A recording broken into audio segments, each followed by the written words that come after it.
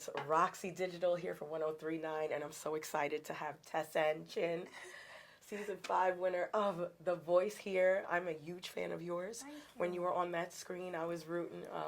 I know you're a fellow Caribbean girl. Yes. Jamaican, I'm Haitian, but it was Nice. it's all one love. That's right. And I was very proud of you. A lot of different people were very, very, very proud of you. Thank And we're rooting for you. I know I tweeted that I was interviewing you, just a simple tweet, one tweet. Your fans. Woo! Your fans they're crazy are special. dedicated, and obviously that's just a testament to who you are as a person.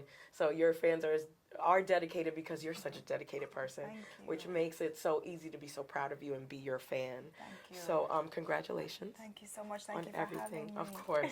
And you've been on tour.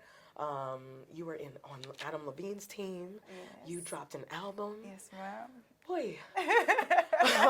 Please tell me how it's been since you've been doing that.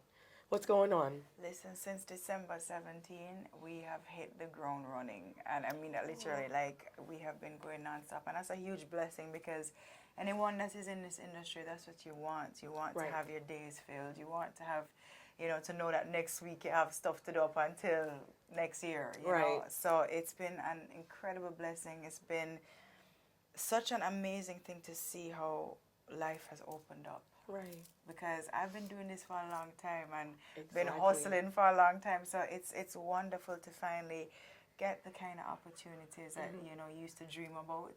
Right. And it's been amazing just to see, like you said, I have the most amazing fans. Ooh, we did a show here in New York last night, and it just honestly it took my breath away. Just how supportive and how dedicated and just they're there with me. Right. For the ride, and it's been awesome. You said you've been hustling for a long time. Yeah. When you got to that, how did you feel when you saw and you got to that point where it changed? You know what I mean? Like that climax where you're like, oh, I made it, or I got here. Yes. Right. What was that feeling like? To this day, it's a very, it's kind of euphoric. But it's also kind of like something that you've dreamt about and worked for all your life. So it kind of feels like, yeah, this is supposed to be happening. Like, I've dreamt about this. But if I'm being completely honest, it's also very scary because you think, right, now the hard work really begins. If you think you work hard on The Voice, try coming off and, trying to go with the momentum and staying true, but also doing what you love to do and on that kind of schedule and on that sort of a platform. So it's been hard work, but it's a good thing. I love what I do. So on The Voice, you have mentors. You were on Adam Levine's team, so he pushed you. But now that you're away from that, you're on your own. You're by yourself, but you're used to doing this. Who is your own self motivation, or who is it? Your fans? Is it also your family? Like, what gets you up every day and say, I'm ready to do this? For me, there's no. I could not do this by myself. And you see here, my sister is with me. Sandra, who I've known for many a moon, is here. And the fans, of course. When I wake up every morning and I look at my parents, I look at everything they sacrificed for us to be able to do what we love to do. And it wasn't just me, it was my sister as well. And they honestly looked after us for probably longer than they should have. Right. And by that I mean, I'm not ashamed to say that they took care of us. Right. Even when we couldn't, and when other people were out, having jobs and whatever, my parents really supported us. And I look at people like my dad, who built a studio. I didn't know how he was going to do it, but did it because he wanted his daughters to be in a safe environment to be able to be creative.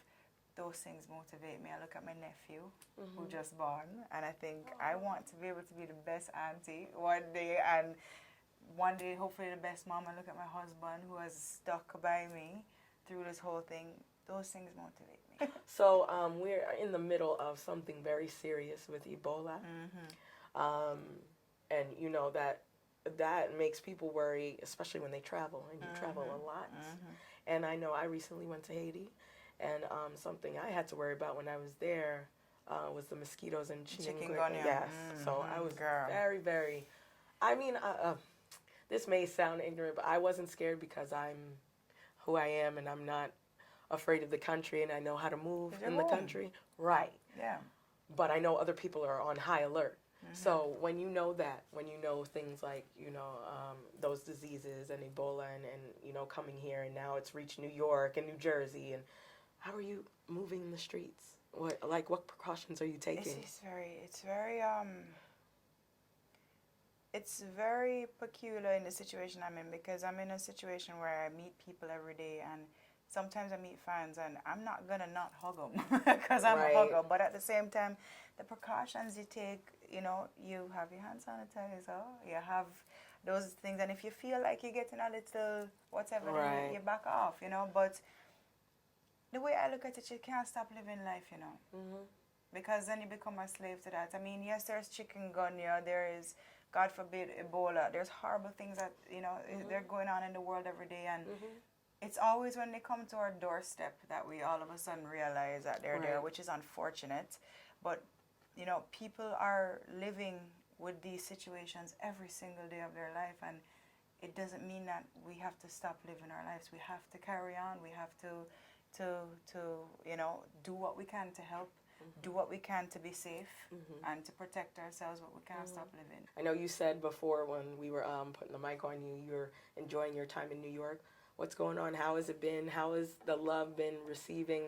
And how is it on stage? Let me tell you something. I have such a special love in my heart for this place. It's funnily enough, because I'm an island girl, I would never have thought that New York would have been one of my favorite places, because I love sun, sea, sand, I like green. Quiet. I like quiet, but for some reason there's something about this city, this energy that is just electric, and it's very similar to the energy of Jamaica in a very strange way. But also I've never experienced such love from fans. Honest to God, last night I had to stop myself from full on bawling down on the people stage, because I was just like, I can't believe they're singing every word off of my album. Not just the songs that were on The Voice or the songs that they may know, every word from the new album, Count on My Love. And any artist will tell you that is the most gratifying, most triumphant feeling in the world, because that's why you do what you do. You don't write songs so that you one can sing it. You better know it. That's right. So that one day you can hear, the words that were inspired be sung by people too, and be sung back at you. That's the most powerful thing. And when I tell you, the love was just, it was one of those shows that I was just like, wow, I didn't want to be over.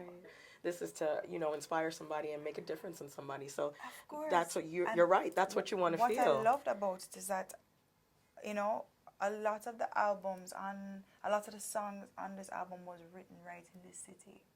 Right? Nice. So my sister and I were talking about it, how earlier this year we were freezing cold because you all had some crazy weather down here. We were in the snowstorm. Yes. It was two Jamaicans in a snowstorm. It was like cool runnings all over again. And, but it carried such wonderful memories, because we thought of, the time we spent here, and to be in New York and have that experience. It was like a full circle moment. Right. For sure. Right. And I know why you probably feel like that in New York. It's because there are such crazy Caribbean electric feelings, especially if you go in certain pockets in Brooklyn, especially if you've touched Brooklyn, or if you've ever been here for Labor Day, for West Indian Day Parade. Yes, we were. But that's one thing that has completely blown me away as well. And I have to say, it makes me very touched, but it makes me proud as a Caribbean woman to see that the Caribbean kind of supports me. It wasn't just about Jamaica anymore. It was us. All together. Coming together. And when I say my house was happy, we were like, yes! Yes, we almost threw a party. I almost tried to find where your cell phone was. It was like, could you come over? We just made you kalaloo and this and platinum and stuff like that. But yes, very proud of you. Very, very. You're holding it down for the Caribbean. Thank you. Could you talk a little bit about your album and the projects you're doing now and what we can expect from you? Sure. I am very proud of this album. We worked on it with some amazing writers and producers. To name a few people like Toby Gad, Jeff Martins, Lil Letty, but also Claude Kelly, Chuck Harmony, his whole team was just so incredible. They made me feel so at home. Mm-hmm. People like Roxie, my Mm-hmm. VI brothers. Yes, and it was just such a fantastic experience. Mm-hmm. And what I loved about it is that nobody, I mean, when you're working with people like of that caliber, you just think, you know, it's easy for them to say, here's a song. Right. They never did that with me. You know, they made sure to incorporate my input because I'm much a writer as I am a singer. But I'm quite happy to learn and to watch people work. But they were very, very inviting and made it a very safe place for me to be able to be part of it. And that's something I'll never take for granted and never forget. So they were like your second family. Yeah, man. I mean, Claude, he bought 2 birthday cakes. Nobody don't have a birthday. Me or Tommy don't have a birthday, but he was like, just so when your birthday come, we celebrated your birthday. And I was like, who does that? You know, such a special guy, and I had a blast. This is your babe Roxie, and you're watching Radio1039NY.com.